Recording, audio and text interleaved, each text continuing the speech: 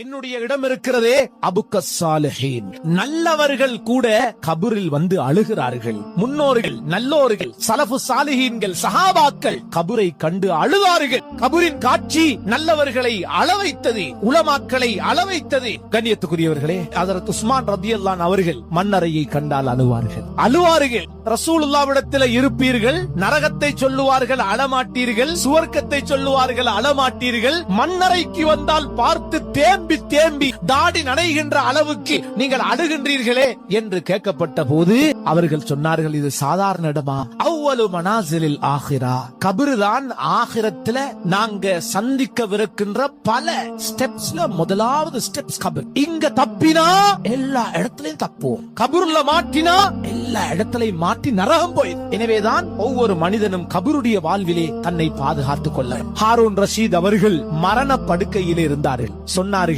இப்படியே என்ற உடம்ப தூக்கிட்டு போயிட்டு என்னை அடக்கவிருக்கின்ற கபரை எனக்கு காட்டுங்கள். மரண படுக்கையில மையவாடியை கூட்டு போயிட்டு என்ன அடக்கவிருக்கின்ற என்ற கபரை காட்டுங்கன்னு சொன்னார். சுமந்து சென்றார்கள். அந்த கபரை பார்த்ததோடு அவர்கள் அழுது விட்டார்கள். பிறகு அவர்களுடைய நண்பர்களை பார்த்து சொன்னார்கள், மா அக்னா அன்னி மாலியா, என்னுடைய சொத்து, என்னுடைய பணம், என்ற சம்பாத்தியம் இங்க எனக்கு எந்த ஒரு உதவியும் செய்யாது.